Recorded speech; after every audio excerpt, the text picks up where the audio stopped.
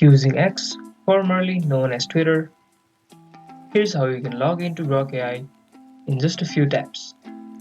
Let's get into the video. First of all, visit the Grok login page and click Continue with X. Log into your X account if you haven't already. Then authorize Grok to access basic profile info. And just like that, you'll be logged into Grok with your X account and ready to chat. Fast and easy. Your Grok Ai account is now linked with your X for a seamless login. If you guys enjoyed this video, hit the like button, hit the subscribe button for more videos like this, and thank you guys for watching. See you guys in the next video.